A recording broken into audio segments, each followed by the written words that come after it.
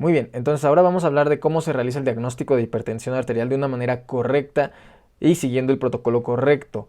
Pero antes vamos a hablar de las tres maneras principales de cómo se diagnostica hipertensión arterial. La primera es con las medidas de presión arterial en el consultorio, que justamente los valores que mencionamos en la clasificación de hipertensión son valores para diagnosticar hipertensión en el consultorio. Otro tipo es con las medidas que realiza el paciente en su casa, realizando su bitácora, y ahí se toma un valor menor para clasificarlo como hipertenso. ¿Ok? Se clasifica a partir de 135/85. Si está arriba de eso, el promedio de su bitácora del paciente se considera como hipertenso. Y el último es por el monitoreo ambulatorio de presión arterial, por sus siglas en español, o Ambulatory Blood Pressure Measurement, que es ABPM por las siglas en inglés. Aquí, si el valor del aparato al final marca más de 130/80, ya se considera como un paciente hipertenso. Con este aparato de monitoreo ambulatorio, con la bitácora del paciente 135/85 y en consultorio más de 140. ¿Ok? Entonces vamos a hablar sobre cómo se recomienda realizar el diagnóstico. Y bien, ahora sí, para hablar de cómo se realiza el diagnóstico en un consultorio, vamos a poner atención en este punto de aquí. Ajá, que habla que se debe de tomar la presión de una manera normal, estandarizada, con las medidas de siempre, que esté cómodo el paciente, que tenga media hora sin haber comido, fumado, hecho ejercicio, etcétera, las cosas que ya sabemos. Y aquí, ojo, porque aquí esto yo jamás he visto que lo hagan, jamás, jamás. O sea, yo lo hago, pero jamás he visto que alguien más lo haga.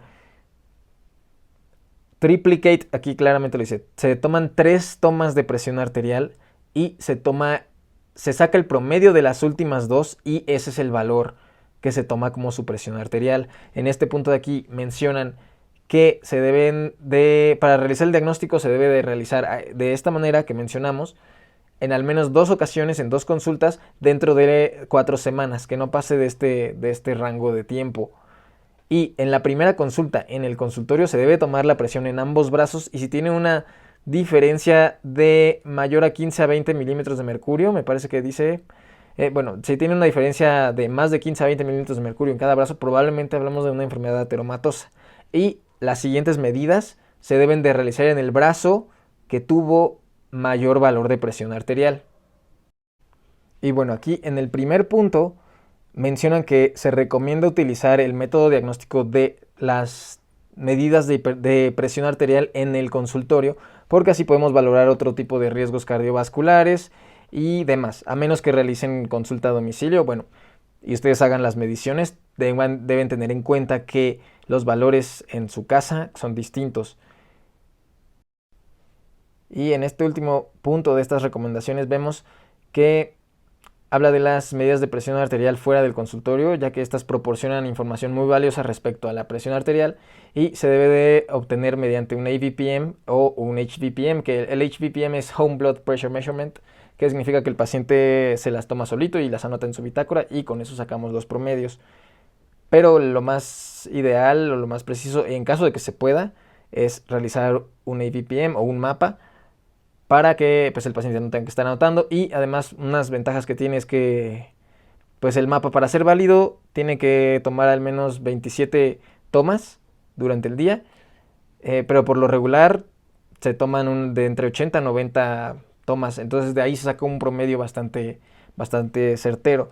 Pero bueno, lo recomendado por las guías justamente es el primer punto de estas recomendaciones que habla que las tomas deben de ser en un consultorio por valorar otros riesgos de enfermedad cardiovascular y de la mano de estos puntos que acabamos de mencionar, que se tome la presión, que se monitorice en su casa el paciente para ver qué tal está respondiendo al tratamiento, si requiere añadir dosis, disminuir dosis, que solo sea manejado con cambios en el estilo de vida y demás.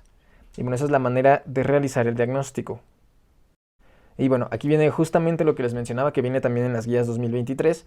Viene los criterios que se deben de tomar para realizar el diagnóstico de hipertensión como tal, dependiendo de dónde se realicen las tomas de presión arterial. Si es en el consultorio, es el punto de hasta arriba. Si es un monitoreo ambulatorio, que es el punto de en medio. O si es con un tomas de presión en el hogar por el mismo paciente.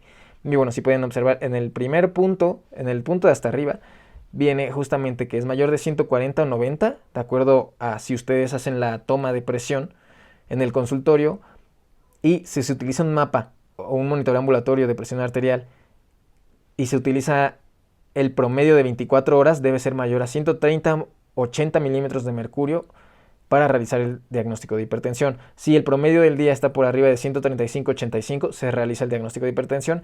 Y si el promedio de la noche, aquí pónganme muchísima atención, el promedio de la noche es más de 120-70, se diagnostica con hipertensión, lo que nos da datos de que se le sube la presión de la noche y es un poco más peligroso para pacientes que pueden hacer enfermedad cerebral vascular.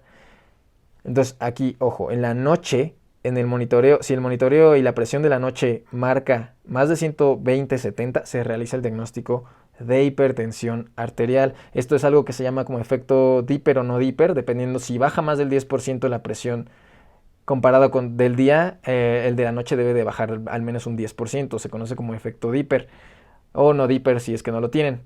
Pero por arriba de estos valores se considera ya hipertensión. Y el HVPM, que es lo que les comentaba, el Home Blood Pressure Measurement, que es por el paciente, el promedio debe ser más de 135-85 para realizar diagnósticos de hipertensión. Todo esto viene en las guías 2023. Y eso sería todo sobre diagnóstico.